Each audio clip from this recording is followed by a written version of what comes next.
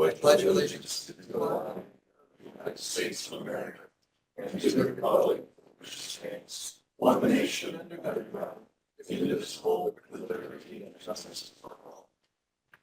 Father, we thank you for the opportunity to be here. We ask for your collective guidance and blessing in the decision making that we do. We just ask that you would, just guide us as we be public servants, that we would really push that second part of it to be servants. So we ask these things in your name. Amen.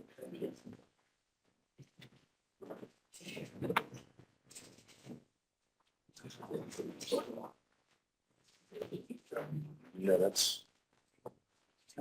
They'll have to approve. Two motions. That's a good deal. Yeah, I don't know. We have first on our agenda approval of minutes from the last meeting. All those in favor? Or any additions or corrections?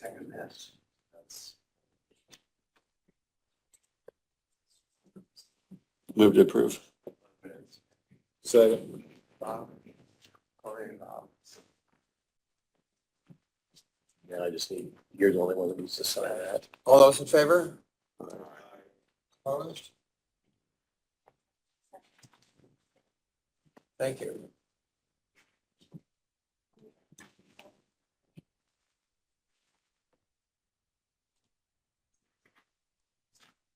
First on the presentation this morning, Decatur Diamond.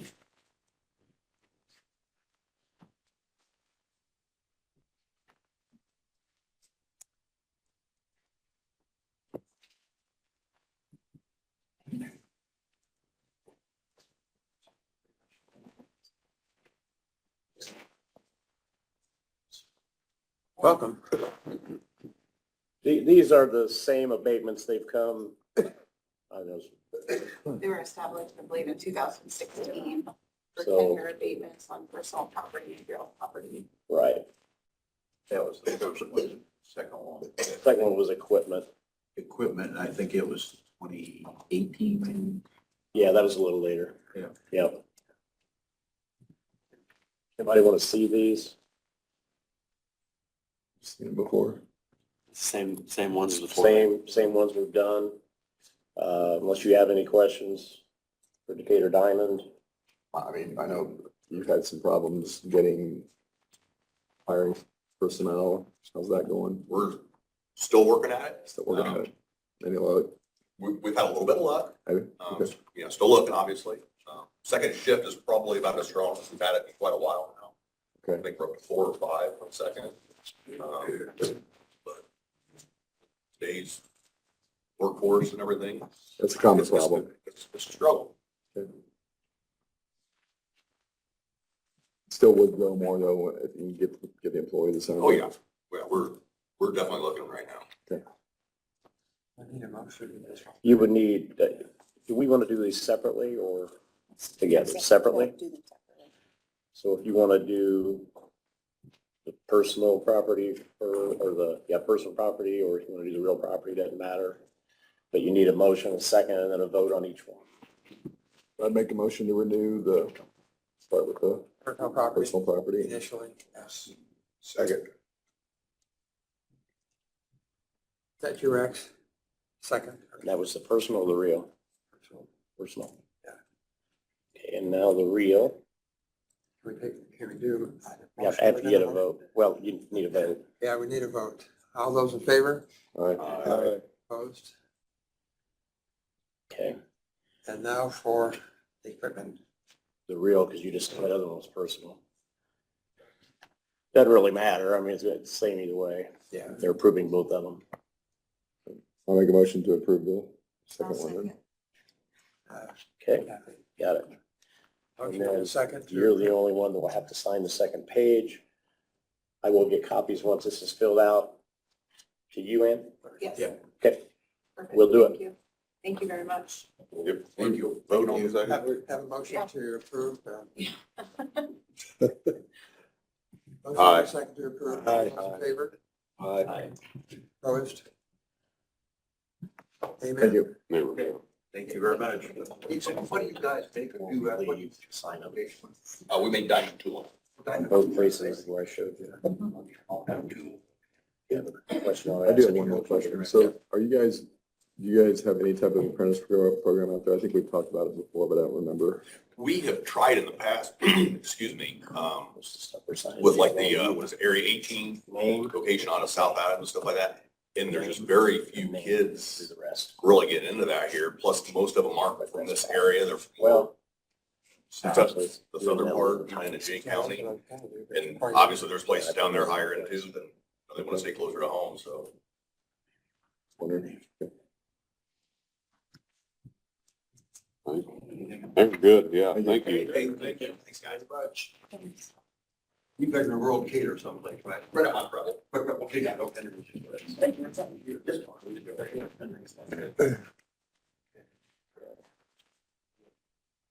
Yeah, I know. We also don't want to forget.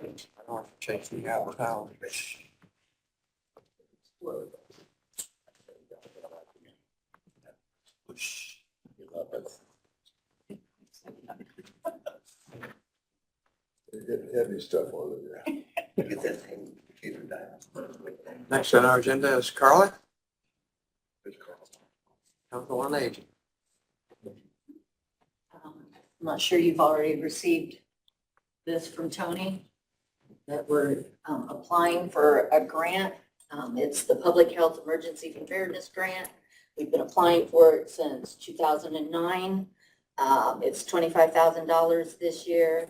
I do not have a grant yet. They just sent us a pre-award letter so that we can have everything in line. So when the grant comes, we can actually sign it. The CDC is behind on getting their stuff through, so they want it in place by July 1st. So this is the last meeting before July 1st that I get you guys to sign it. It's a 5-year grant.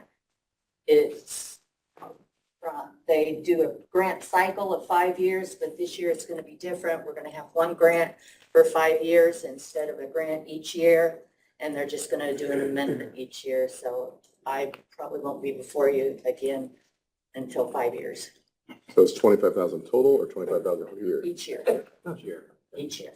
What are we doing with that? You're signing a grant request form. But I mean, what will the money go towards? It used to pay part of my salary, but now that we have the Health First Indiana grant, that's paying for my salary. So this is paying for, we bought a trailer for pods. Do you know what pods are? It's a point of dispensing. So if we needed to get pills into people for a pandemic or a terrorist event, or a radiological event or a nuclear event, that we would be able to do that. I deal with the volunteers and try to get volunteers that could do that for us. So that would be the big thing that we use it for, is equipment. My biggest thing right now is I want to back That's what it is. rent, so that when we have volunteers, we know who's supposed to be on scene. So that would be the big thing that's coming out of it this year. I'll move to approve the grant. I'll second. Who was that, Corey? Fred? Corey John? Corey and Don? You have copies that you want signed too? No, I've got I just mine. want a copy. I'll just get a copy of yours. All right. Have a motion before you. All those in favor? Aye. Go ahead and sign that. All right. Thank you. Thank you. Well, Thank you. wait a second. Get it to him.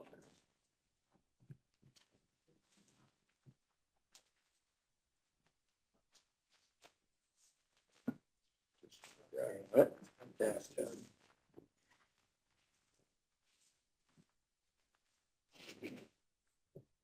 Sean?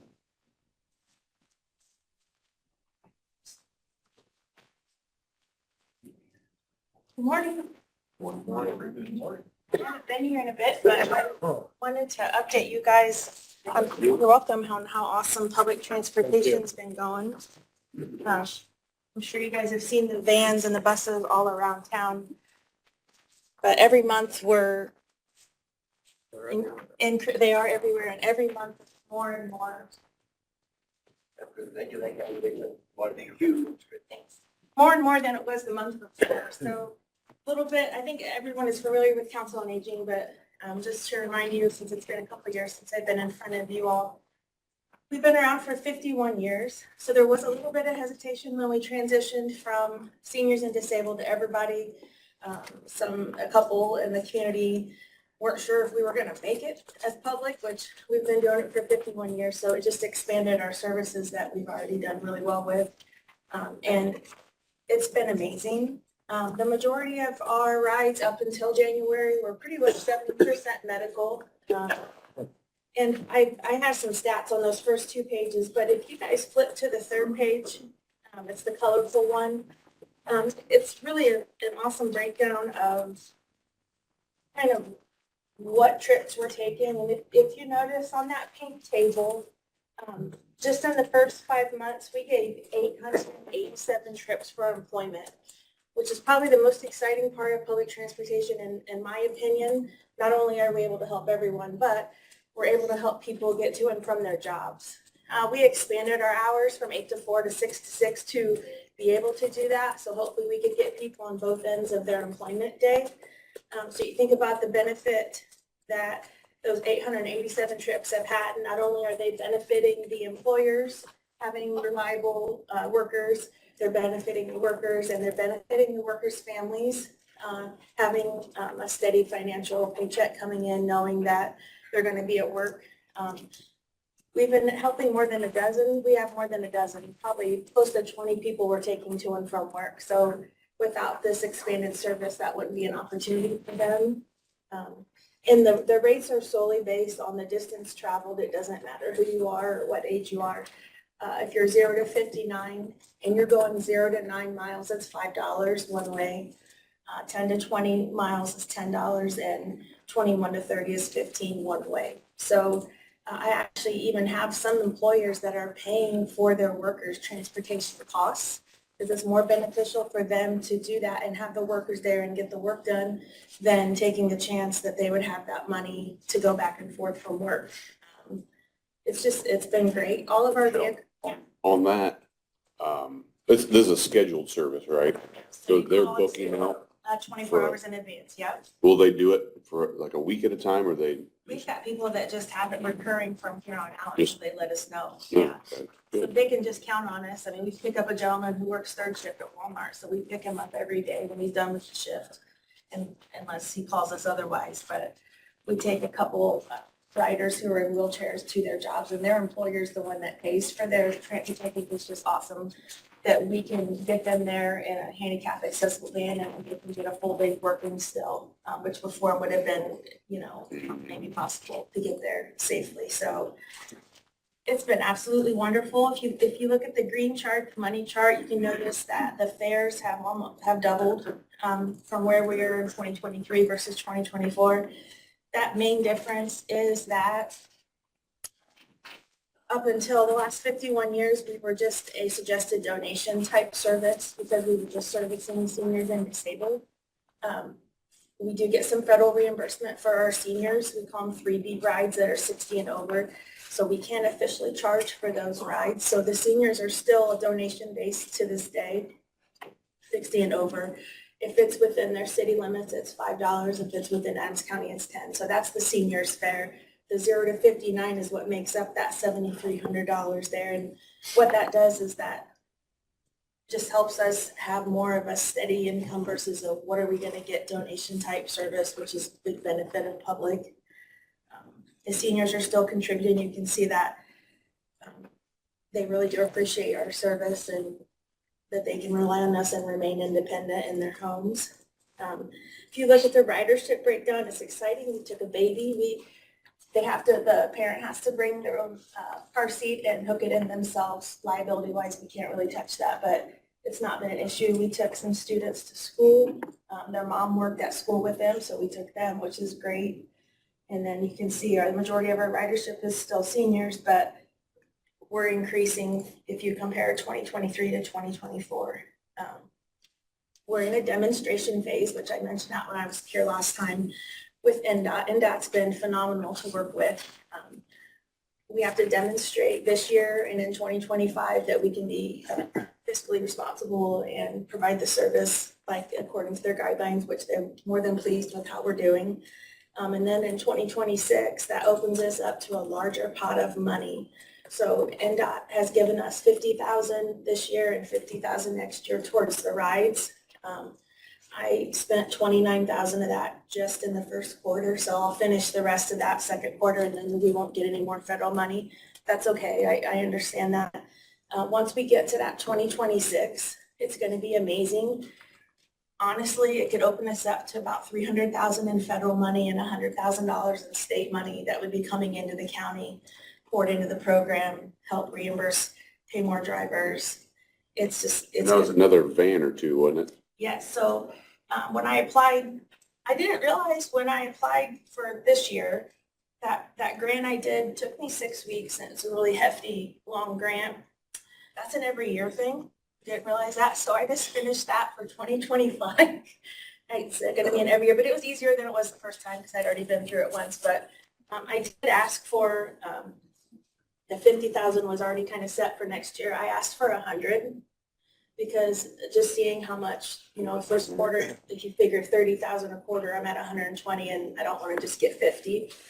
Todd Jennings from NDOT said that had never been asked before, but to formulate a letter. So I did, and the commissioner signed it. So I requested 100, so maybe we'll get an extra 50,000 from them. But I did in that 2025 application, I applied for a small transit bus.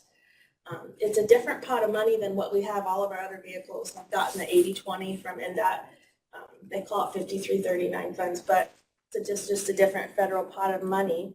And I guess it got approved because Todd contacted me a couple weeks ago and said that he actually had extra 2024 money. And he wanted to know if we would want the van now this year instead of having to wait an hour and a half or a year and a half. I said, absolutely. So we had to come up with the 20%, which I'll pull that from savings, and then they'll pitch in the other 100,000 because the transit bus was around 120,000. So again, NDOT's being awesome working with us. So that'll make us have 3 small buses and 5 minivans. What about the, I guess between you and the commissioners, the progress on the barn and the land? Finally, yeah. So the land is settled. So the commissioners own I think it's a 0.62 area of grassy land right there at the Merit Center, where the garage will go. Well, with us, we're partners in it. And then for the garage, we finally submitted a state design release a couple weeks ago, and we just started we got the foundation state design release last week, and I think the building's coming this week. So then Mark Wynn is serving as the general contractor for it for me because he knows more about it than I do. But I'm hoping to have the garage built by September. Yeah, I want it done before we get into cold weather again. It's been 51 years of cold weather on the vehicle. I just want to get it inside and safe, so. Michelle, that extra bus that you're Yes. getting now, that's the one Stan has to DocuSign to get that. Yes, I'm trying to figure out what actual approval during the minutes we might need okay, to make that official, because it's part of the original grant that you had asked for. yes, So this is just, you're getting it early. I am. I'm getting it a year early.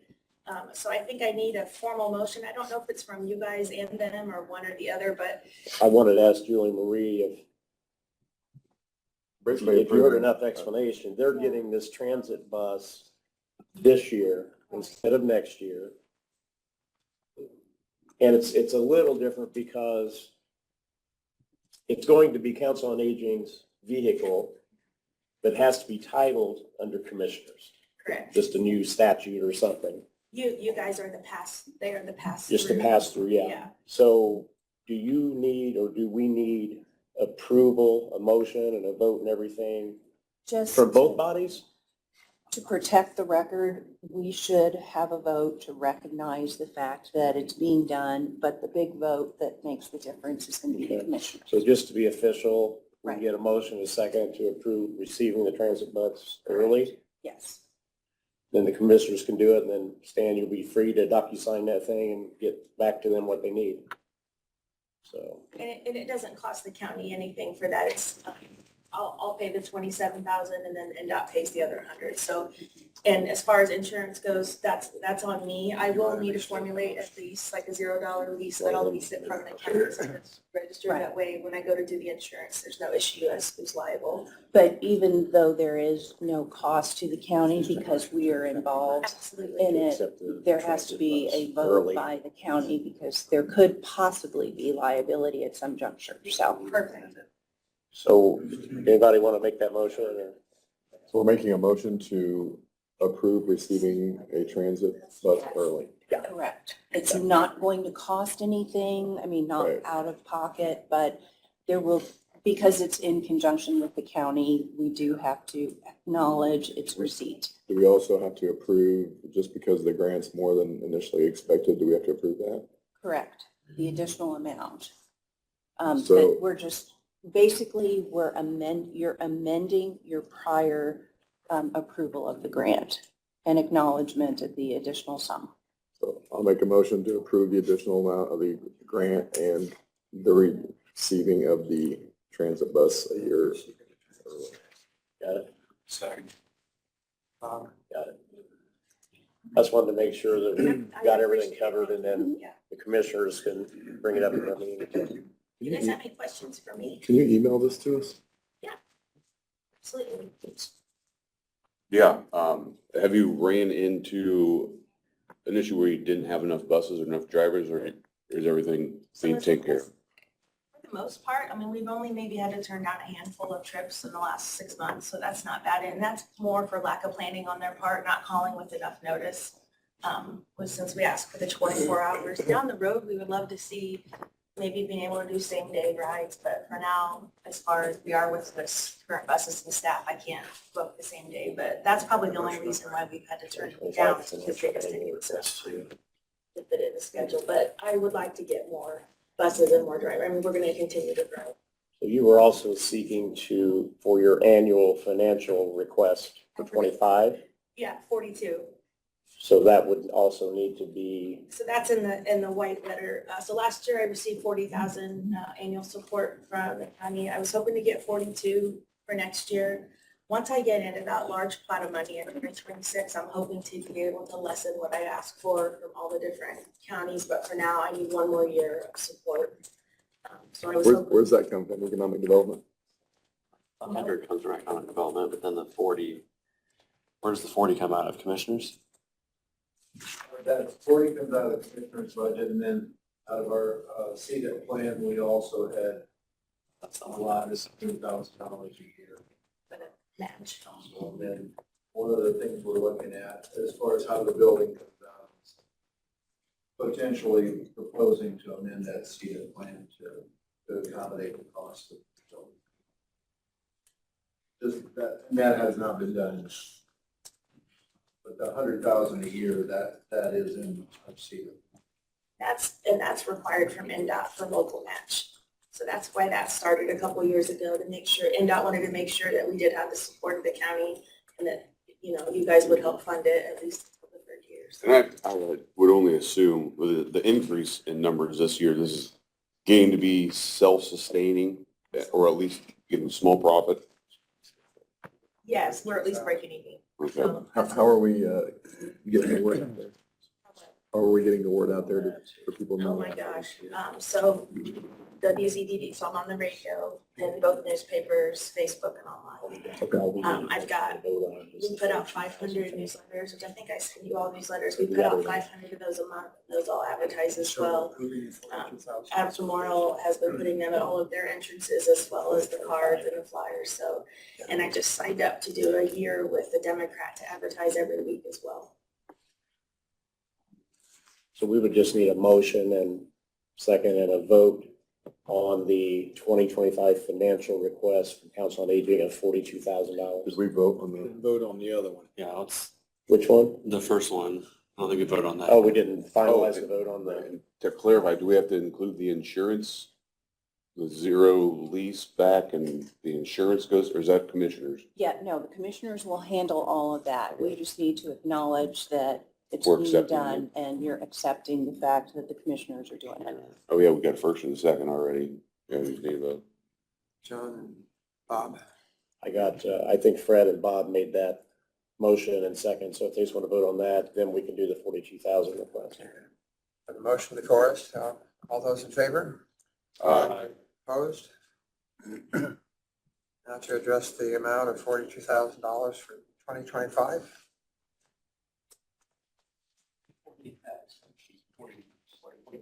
I'll make a motion So for an additional 2,000 for or an additional $2,000. So 42,000. Fred, you made it? I'll second. And John, John, second? Okay, got it? have a motion to approve the $42,000 amount for 2025. All those in favor? Opposed? Thank you for your time. Thank you for the support. Yeah. Thank you. Well done. This is working out pretty well. A lot of work. Yeah.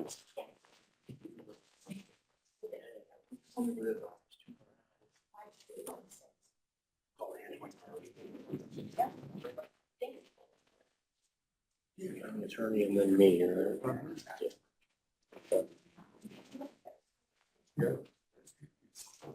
Ladies and gentlemen, I have nothing this morning. No. Working on some things, but nothing to report. And that puts it up to me. All we have is a salary ordinance. You should have received that in your information. And I believe these are both replacements, correct, Dan? For the jail and the sheriff, both replacements. So we would just need a motion, second, and a vote on the transfer, or the salary ordinance. Move to approve. Exactly. Corey and Kathy?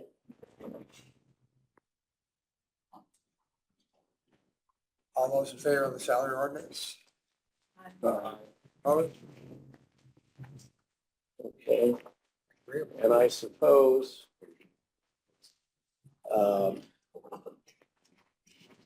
before we get to other matters, Shannon and Bree and I discussed something that has been going on the federal level for a while, and it's potentially going to affect us. Well, it will. So all we're doing today is briefly bringing this up because it will come back later. We will be sending out webinar link information on all of this, that I will let Shannon and Bree kind of explain what you're going to be getting and decisions that might have to be made by both bodies going forward. I think the commissioners are kind of aware of this because it came up last week at your meeting and you tabled it for further discussion on exempt, non-exempt stuff, so. Yeah, so just real quick, a couple months ago, the Department of Labor decided that as of July 1 of 24 and January 1 of 25, they were going to update the salaries test for exempt employees, of which we have, I think, maybe 15. So of those 15, there's 3 individuals that I've identified who that new salary test effective January 1st is going to affect. There's already been legal challenges to the rule. There's already been all kinds of stuff that's come up. So we just want to have a plan in place. We're not making any recommendations right now, but we just wanted to make you guys aware. Commissioners are already aware as well. And then we would like to schedule a work session at some point over the next couple weeks, maybe in a month or so, for all 10 of you to get together to talk about it so we can have a plan in place, or at least we're ready if there is no stay issued or if it doesn't get struck down or whatever the case may be. We just don't want to be left with, we'll just wait. This affects exempt employees of just government entities or government entities, businesses on the whole. Everybody. Everybody. And this is, so what are we talking about here?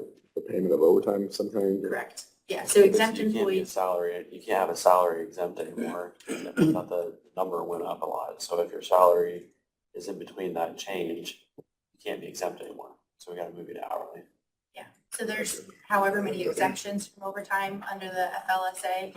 And so of the individuals that we have, everybody right now, there's a duties test and there's a salary test. So as it stands right now, we don't have anybody obviously that falls below the salary test, but there are going to be some people with the new increase in salary at the Department of Labor level that we are going to have individuals that fall below the salary test. So the choices are going to be either make them non-exempt, which makes them eligible for overtime, or increase the salary to meet the new salary threshold. How many individuals total? Or, So I believe we have roughly a total of 15 exempt individuals, not including elected officials, attorneys, things like that. But of those 15, there's 3 that are going to be affected for the January 1st salary threshold, not the July 1st of this year. So not in 3 weeks, but in 6 months and 3 weeks.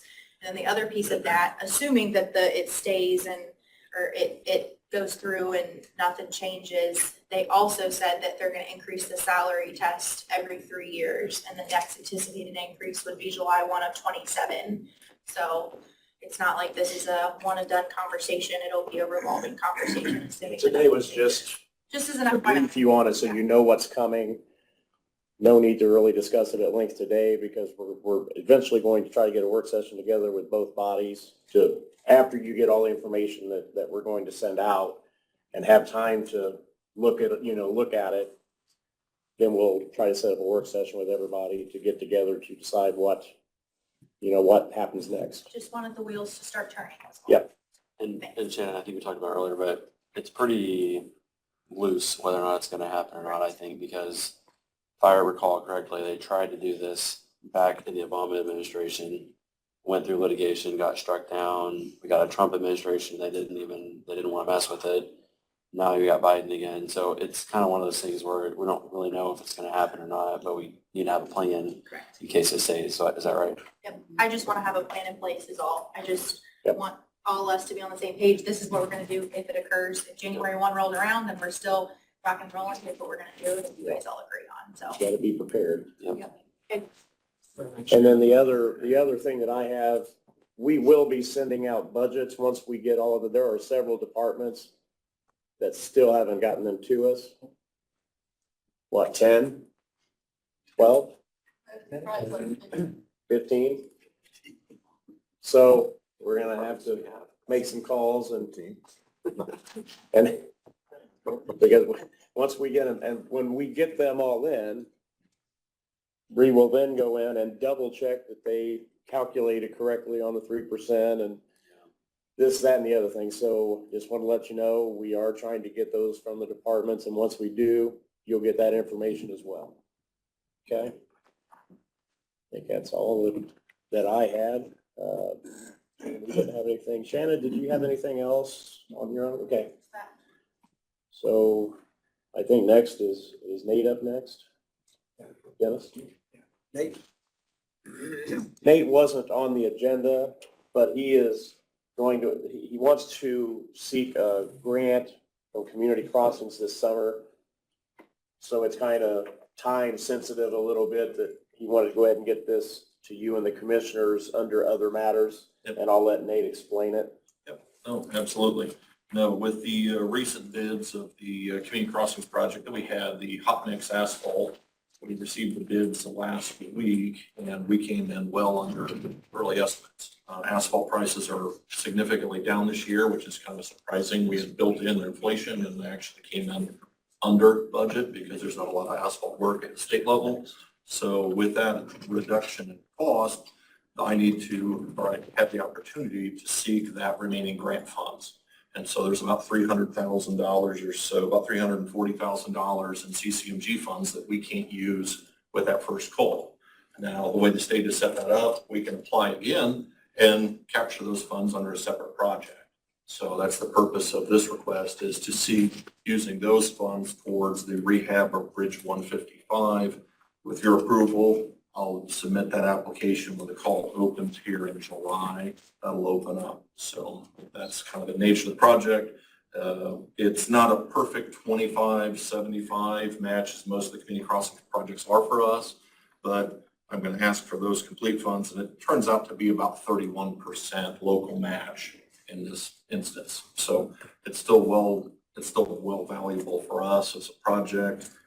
Get this project moving. I certainly won't be under construction this year, even if we are awarded, because we won't find out after the application until October, maybe even early first week of November. It'll be like a next year construction. Yep. No, I'll try to put it out for bid by December, and then it'll be either an early spring or maybe even late next year project. So, but that's the intent of it. That would be my request here for today, is that if you authorize Dennis to sign that up. Well, I know in my industry personally, you know, we're commodity lumber, and if it moves, we sign a, you know, contract now, then you know, if everything goes up and you're not start construction for another 6, 8 months, a year, is that, I don't know how the asphalt business works. No, this is all, the bid pricing from that asphalt project are locked in. So we've got a price per ton, and what ended up happening is the price per ton came down almost 10 to 15% on asphalt. Because of the nature of this project versus the nature of what we did, even in 22, you know, it's a 22 CCMG where we did Lynn Grove area. We had $94 a ton, $80 a ton.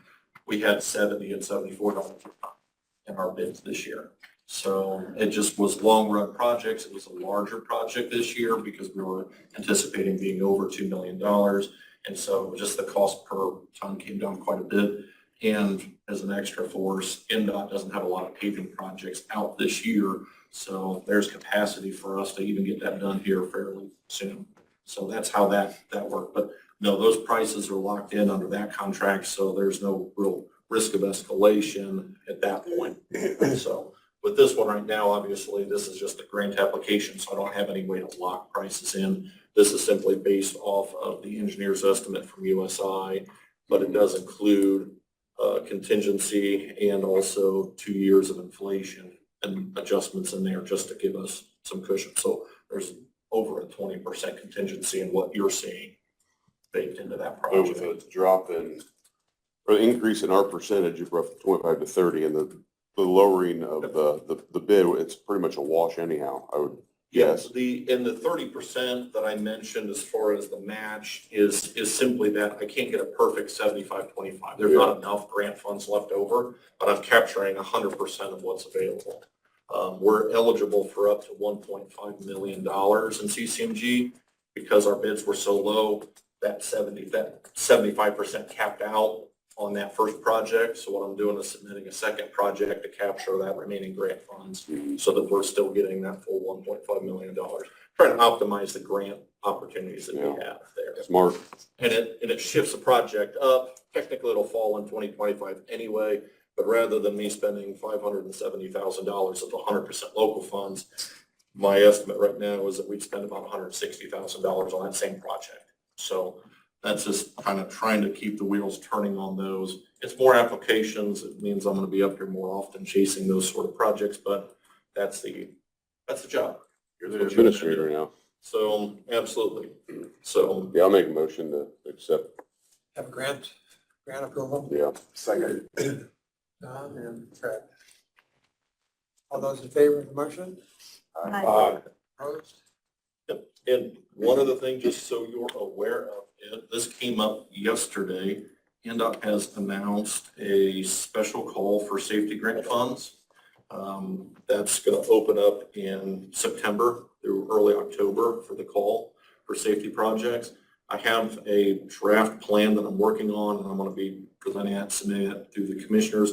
So I'll be coming back for another grant approval on a potential safety project with the commissioner's blessing. So if you're interested, Is this things like maybe widening a road where it needs widened? I mean, what, like, there what are we talking about? very specific safeties, and they want them done within 2 years. So if right of way is necessary, it scratches that out. So I had heard rumors of it, and the highway guys, I mean, Brad and Paul went to a safety summit in Fort Wayne to kind of get their ears to the rail to hear this was coming.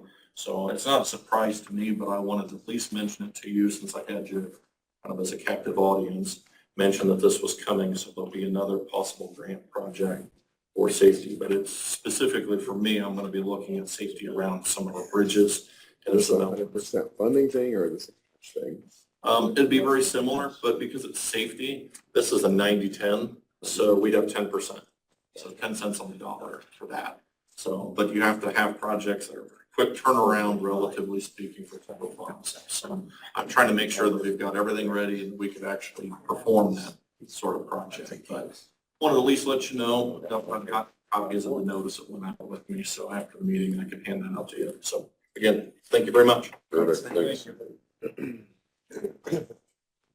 Stan? Didn't have a whole lot. I guess a little bit of update on Golden Meadows. We're looking by the end of June to have all the residents relocated. And so, many thanks to Brenda Johns, the interim administrator out there. She's worked very diligently to find appropriate places and funding for all the residents that were in their best interest. So I appreciate that. The other thing that happened, we did receive a grant. I don't know the title of the grant. If you can help me, it was a state grant to accommodate residential facilities such as ours. One of the things that was applicable under that grant was to pay bonuses to employees out there. So some of the retention bonuses that we offered were, actually most of them were able to be accommodated through that grant.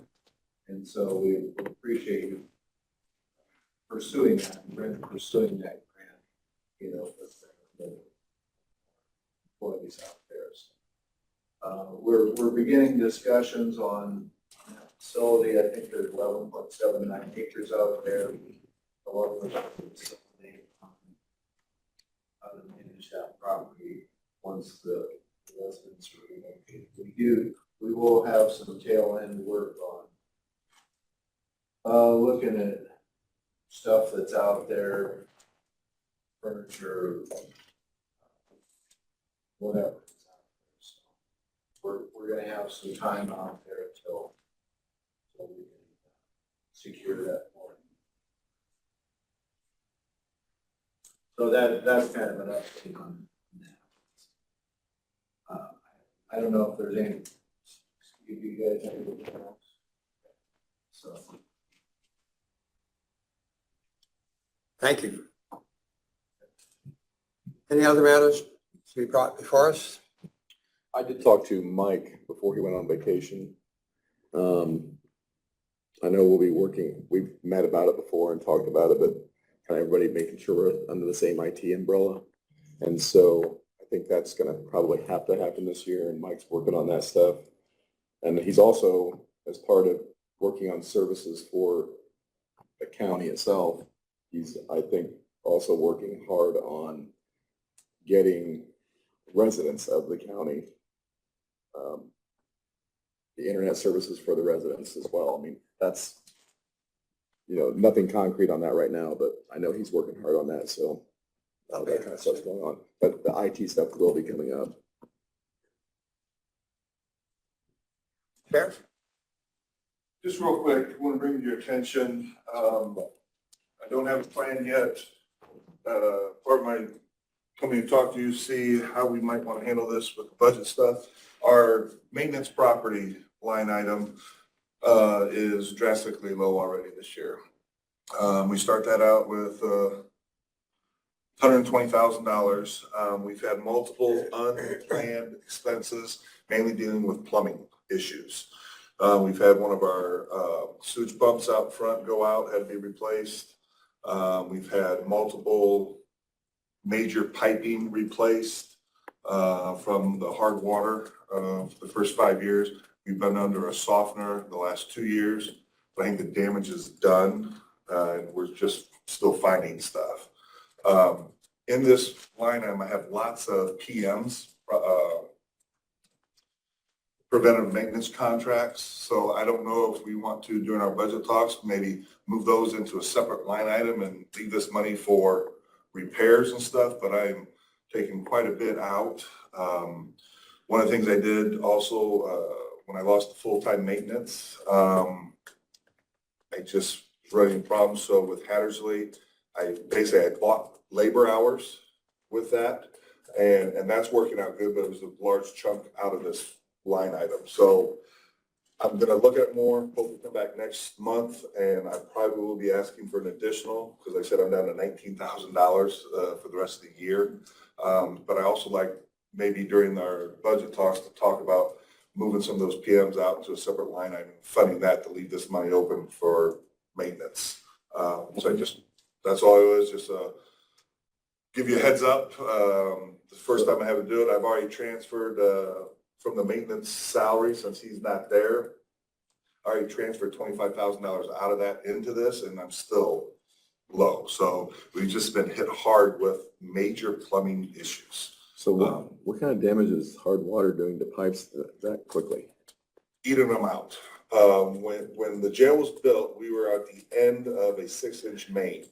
And literally the sediment and stuff that was there and hard, my copper pipes, you can push your finger through them.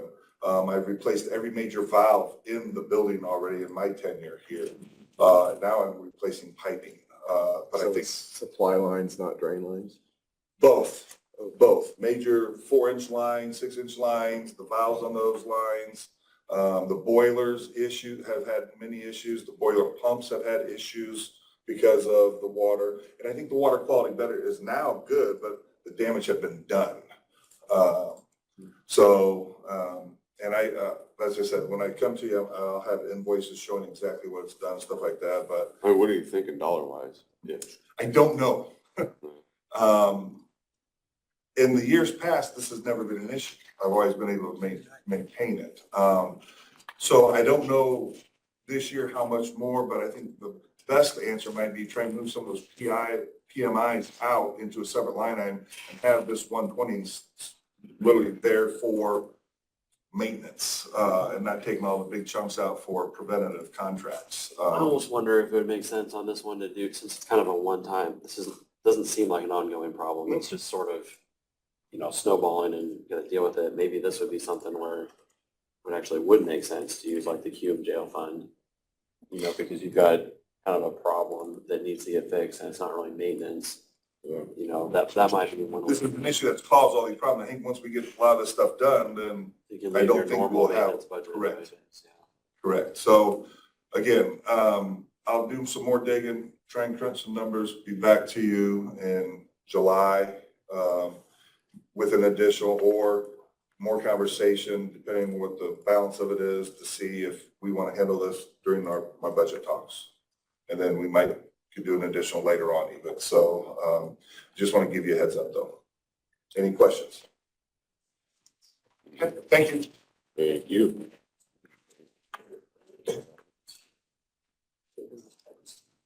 Any other announcements to be brought before us this morning?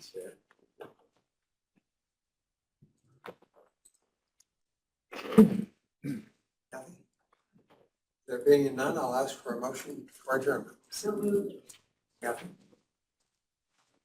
Second. all those in favor? Aye. Opposed?